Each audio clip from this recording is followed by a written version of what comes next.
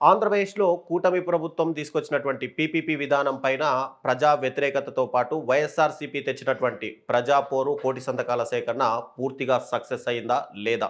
ఇదే విషయాలు మనం తెలుసుకోవడానికి మనతో పాటు YSRCP IT wing secretary Nandyal Rajasekhar Reddy గారు ఉన్నారు. సార్ నమస్కారం సార్. నమస్కారం అండి. వైఎస్ఆర్‌సీపీ ప్రజా పోరుతో పాటు కోటి సంతకాల సేకరణ చేసింది. అయితే ఇది సక్సెస్ అయిందా? ప్రజలు నిజంగానే వైఎస్ఆర్‌సీపీ తరపున ఉన్నారా? ఇది సక్సెస్ అయిందా లేదా అనేది మీకు ఇప్పటికే ఇన్ఫర్మేషన్ వచ్చుంటుంది. బేసిక్‌గా ఈ విధానం తీసుకొచ్చిన విధానాన్ని ప్రజా వ్యతిరేకత చాలా దారుణంగా ఉంది. ఈ కోటి సంతకాలు సేకరణ దాదాపు చేపట్టి కూడా మేము ఒక 5 మంత్స్ 4-5 మంత్స్ అవుతుంది. ఇప్పటికీ అప్ టు డేట్ 1,04,00,000 చేంజ్ వరకు సంతకాలు జరిగింది. ఇది పార్టీలకు అతీతంగా జరిగిందండి. ఈ యొక్క పీపీపీ విధానాన్ని జనరల్‌గా ఎవ్వరు కూడా హర్షించట్లేదు. సో, బేసిక్ నీడ్ అంటే ఒక పబ్లిక్‌కి కావాల్సినటువంటి బేసిక్ నీడ్స్ ఏంటంటే ఎడ్యుకేషన్ అండ్ హెల్త్. సో, అది గవర్నమెంట్ ప్రొవైడ్ చేయటం అనేది వాళ్ళ యొక్క రెస్పాన్సిబిలిటీ. సో, ఆ రెస్పాన్సిబిలిటీని వాళ్ళు పక్కన పెట్టేసి ప్రైవేటు వ్యక్తుల చేతుల్లోకి పెట్టడం, ప్రైవేట్ పరం చేయడం అనేది చాలా దారుణమైన విషయం. ఈ యొక్క విధానాన్ని వైఎస్ఆర్ కాంగ్రెస్ పార్టీ తీవ్రంగా వ్యతిరేకించింది. ఈ యొక్క విధానాన్ని ప్రజల్లోకి ఇంకా తీసుకెళ్ళాలి. వీళ్ళు చేస్తున్నటువంటి ఈ ప్రైవేటీకరణను ఆపాలని చెప్పేసి ప్రజల్లోకి తీసుకెళ్ళి ఒక కోటి సంతకాల సేకరణ అనే కార్యక్రమాన్ని చేపట్టింది.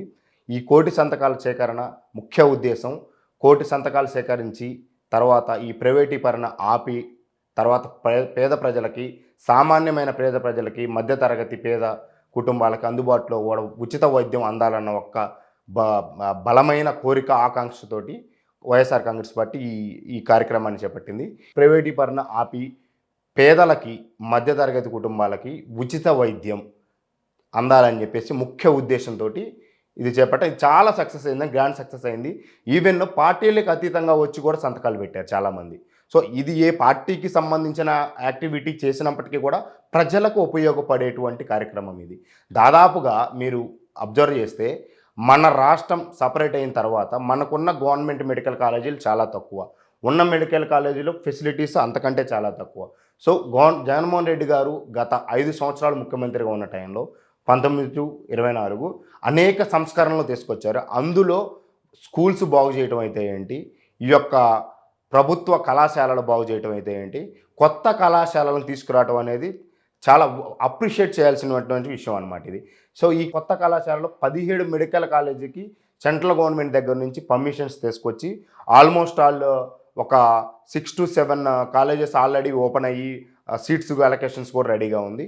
సో, ఇవన్నీ కూడా రాష్ట్ర ప్రజలకి ఎంతో ఉపయోగపడేటువంటి కార్యక్రమాలు. సో, ఇలాంటి వాటిని ఇప్పుడున్న కూటమి ప్రభుత్వము పక్కన పెట్టేసి పేదలకి, మధ్యతరగతి కుటుంబాలకి అందవలసిన ఉచిత వైద్యాన్ని కూడా ఖర్చుతో కూడినటువంటి వైద్యంగా చేసే ప్రయత్నం జరుగుతుంది.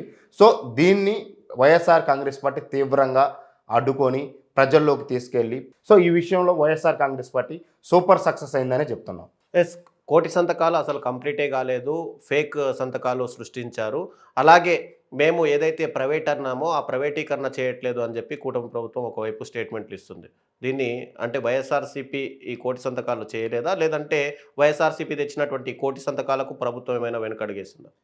ఈవెన్ కోటి సంతకాలు చేయలేదు, కోటి సంతకాలు జరగట్లేదు, ఇది ప్రైవేటైజేషన్ కాదని చెప్తున్నారు. పీపీపీ అంటే పబ్లిక్ ప్రైవేట్ పార్ట్నర్‌షిప్.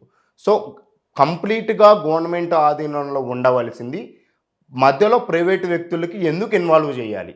సో, ఇది ప్రజలకు కావాల్సినటువంటి బేసిక్ నీడు. వాళ్ళ యొక్క హక్కు. ఉచిత వైద్యం, ఉచిత విద్య అనేది ప్రజల హక్కు. ఈ హక్కుని మనం కాలరాస్తూ పక్కన పెట్టి ప్రైవేటు వ్యక్తుల చేతుల్లోకి వెళ్తే చాలా ఖర్చుతో కూడుకున్న వైద్యం మనం అందించుకోవాల్సి వస్తుంది. సో, దీని గురించి ప్రజలకు రావాల్సిన ఇది బేసిక్ నీడ్ అని చెప్పేసి మనం ఫైట్ చేయడం జరిగింది. మనం కోటి సంతకాలు సేకరణ చేయడం జరిగింది. కోటి సంతకాలు కాదండి, 1,04,00,000 చిల్లర సంతకాలు పెట్టడం జరిగింది. ఈవెన్ పార్టీలకు అతీతంగా, ప్రాంతాలకు అతీతంగా కూడా సంతకాలు చేయడం జరిగిందండి. ఇది ఒక్క వైఎస్ఆర్ కాంగ్రెస్ పార్టీ మాత్రమే సంతకాలు చేశారు, వైఎస్ఆర్ కాంగ్రెస్ పార్టీ మాత్రమే ఇది చేస్తుంది అనేది తప్పండి.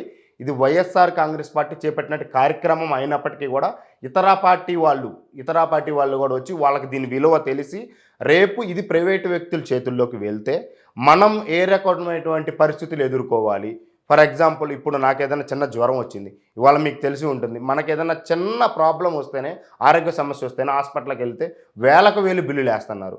ఇది అందరూ ఏదో ఒక టైంలో ఇది ఫేస్ చేసే ఉంటారు. సో ఇలాంటి పరిస్థితుల్లో నుంచి బయటికి రావాలంటే ప్రభుత్వ కళాశాలలు ఉచిత వైద్యం అందిస్తేనే ఇలాంటి పరిస్థితుల్లో ప్రైవేటు వ్యక్తుల చేతుల్లోకి వెళ్లకుండా గవర్నమెంట్ హాస్పిటల్స్లోనే ఇలాంటి మనం చేయగలుగుతాం. కాబట్టి ఈ యొక్క కార్యక్రమాన్ని చాలా విస్తృతంగా చేపట్టాం, విజయవంతంగా పూర్తి చేసామని అనుకుంటున్నాం. మా నాయకుడు జగన్మోహన్ రెడ్డి గారు చెప్పినట్టు ప్రైవేటైజేషన్ ఆగేంత వరకు కూడా ఈ ఉద్యమాలు రకరకాలుగా ఉద్యమాలు చేస్తామని చెప్పారు ఆల్రెడీ.